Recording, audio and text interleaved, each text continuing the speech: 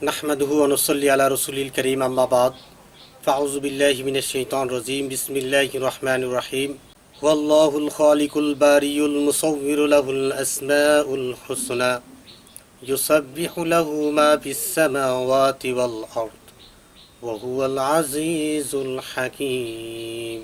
عن ابن عباس رضي الله تعالى عنه قال أن رسول الله صلى الله عليه وسلم أقى عن الحسن والحسين কাবশান কাবশান আও কামা ক্বালা আলাইহিস সালাতু ওয়াস সালাম। সম্মানিত সুধী, আজকে আমি আলোচনা করব আকিকা সম্পর্কে। আকিকা আমরা কখন দেব, কিভাবে দেব, সেই সম্পর্কে আলোচনা করব। আপনারা সকলেই জানেন আকিকা শব্দের অর্থ হচ্ছে আক্কুন শব্দ থেকে নির্গত। এর অর্থ হচ্ছে কর্তন করা, কাটা। পরিভাষায় আকিকা বলা হয় নবজাতক শিশুর মাথার চুল মুন্ডন করা 7 দিনে। দ্বিতীয় অর্থ হচ্ছে আকিকা বলা হয় নবজাতক শিশুর চুল মুন্ডন করা, তার মাথা কামানো। 7ম দিনে যে জন্তু জবে করা হয় তাকে আকিকা বলে। এই আকিকাটা ইমাম আহমদ হাম্বলি রহিমাহুল্লাহ তাআলার নিকট এবং ইমাম জাওহিরি মাযহাবের নিকট আকিকা করা হচ্ছে ওয়াজিব, আর জমহুর উলামায়ে কেরামের নিকট আকিকা করা হচ্ছে সুন্নত তথা মুস্তাহাব। ইমাম আহমদ রহিমাহুল্লাহ তাআলার নিকট এক বর্ণনায় আকিকা করাটা হচ্ছে সুন্নতে মুআক্কাদা। ইমাম মালিক এবং ইমাম শাফি রহিমাহুল্লাহ তাআলার নিকট আকিকা করা সুন্নতে মুআক্কাদা। এই আকিকাটা আমরা কোন সময় করব, এই নিয়ে আমাদের আলোচনা। আপনারা সকলেই জানেন যে এই আকিকা কোনো বাচ্চা যখন পৃথিবীতে আগমন করে ভূমিষ্ঠ হয় তখন আকিকাটা করা হয় তার বালা মুসিবত, আপদ বিপদ, সুস্থতা অসুস্থতা যেন দূরীভূত হয়ে যায় এবং সে যেন মানুষের মতো মানুষ হতে পারে এবং সে যেন অপবিত্র থেকে পবিত্র হতে পারে, সেজন্য আকিকা করা হয়। তাহলে আমরা বুঝলাম শিশুর আকিকা করার উদ্দেশ্য হচ্ছে শিশুর রোগ, আপদ বিপদ, বালা মুসিবত, কষ্টদায়ক জিনিস এবং অপবিত্র থেকে পবিত্র থাকা এবং সুস্থ থাকা এবং মানুষের মতো মানুষ হতে পারে, সেজন্য আকিকা করা হয়। তো আকিকা আমরা করব, তার কিছু নিয়ম নীতি আছে, আমরা সেগুলো বলবো।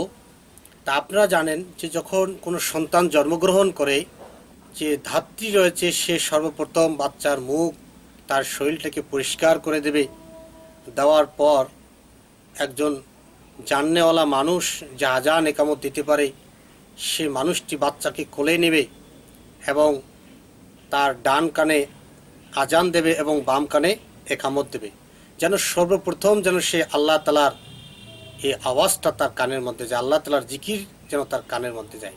দ্বিতীয়ত হচ্ছে এই বাচ্চা কোনো ওলামায়ে কেরাম, কোনো বুজুর্গ ব্যক্তির কাছে নিয়ে যেতে হবে বা তার কোলে দিতে হবে।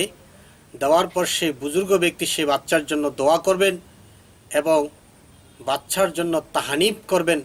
তাহানিব বলা হয় মধু, খেজুর, খুরমা এবং অন্য কোনো মিষ্টি দ্রব্যর সঙ্গে নিজের থুতুকে মিশ্রণ করে বাচ্চার মুখে অথবা তার তালুর মধ্যে লাগানো, এটাকে তাহানিব বলা হয়। আর তাজিন বলা হয় বাচ্চার ডান এবং বাম কানের মধ্যে আজান একামত দেওয়াকে তাজিন বলা হয়। সম্মানিত সুধী, এই কাজটি যখন আমাদের হয়ে যাবে, এর পরের কাজ হলো আমাদের বাচ্চার মাথা মুন্ডন করা, বাচ্চার চুলকে মাথা থেকে দূরীভূত করা, কারণ এটা হচ্ছে তার জন্য কষ্টদায়ক বস্তু। এজন্য আমরা বাচ্চার চুল ইত্যাদি এগুলো আমরা মুন্ডন করব। সেটা কোন সময় করব? আপনারা জানেন যে বাচ্চার আকিকা করার নিয়ম হচ্ছে, বুখারী শরীফের মধ্যে আছে, হযরত সালমান ফারসি রাদিয়াল্লাহু তাআলা আনহু বলেন, রাসূল করিম সাল্লাল্লাহু আলাইহি সাল্লাম বলেছেন, প্রত্যেক নবপ্রসূত সন্তানের উপর আকিকা করা হচ্ছে সুন্নত। সুতরাং তোমরা তার পক্ষ থেকে রক্ত প্রবাহিত করো, অর্থাৎ আকিকার দিনে পশু জবাই করো এবং তার থেকে কষ্টদায়ক বস্তুকে দূরে সরে দাও, অর্থাৎ তার মাথার চুল কর্তন করো। এবং সেই সাথে আপনারা জানেন এই হাদিসগুলো এগুলো হচ্ছে আকিকার ফজিলত সম্পর্কে বর্ণিত হয়েছে। তো এই হাদিস দ্বারা বোঝা যাচ্ছে যে বাচ্চা যখন জন্মগ্রহণ করবে তার সপ্তম দিনে আকিকা করা হচ্ছে সুন্নত তথা সর্ব উত্তম। তো 7 দিনে আমরা কিভাবে করব?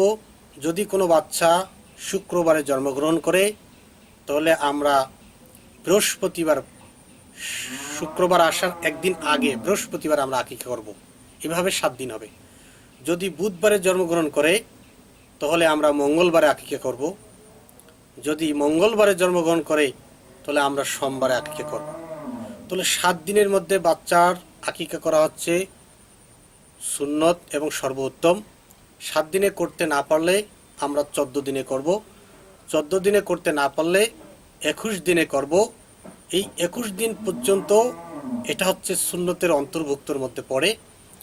আর যদি আমরা 21 দিনের মধ্যে করতে না পারি তাহলে জীবনে যে কোনো এক সময় আমরা করে নেব।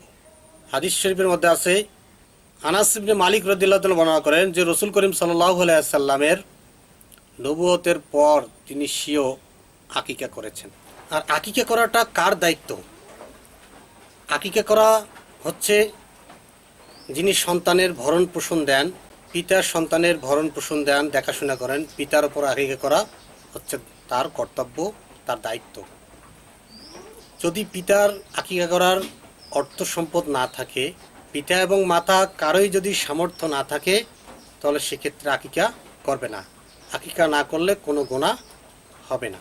এবং আকিকার জন্তু ছেলে হলে 2টি ছাগল আর মেয়ে হলে 1টি ছাগল। যদি কোনো ব্যক্তি চায় যে আমি গরিব দুঃখী মানুষকে বেশি করে সাহায্য করব, সহযোগিতা করব, তাহলে সামর্থ্য থাকার কারণে একাই একটা গরু দিতে পারে, সমস্ত গরিব মানুষের মধ্যে বন্টন করে দিতে পারে এভাবে। এবং আকিকা এটা কোরবানির অংশের মধ্যে আকিকার অংশ দেওয়া যাবে। যদি কোনো ব্যক্তি কোরবানির অংশের মধ্যে আকিকা অংশ দেয়, ধরেন 5 জন ব্যক্তি কোরবানি দেবে এবং 2টি অংশ আকিকার দেবে, তাহলে সেই গরুর মধ্যে আকিকা করা জায়েজ আছে, যাবে। এরকমভাবে যদি 2 জন অংশগ্রহণ করে আকিকার, তারপরেও কোরবানির জন্তুর মধ্যে আকিকা করা জায়েজ আছে। তো এগুলো করা যাবে, কোনো সমস্যা নাই। তো একটা গরুর মধ্যে, মহিষের মধ্যে অথবা উটের মধ্যে 3 জন ছেলে 1 জন মেয়ে আকিকা করতে পারবে।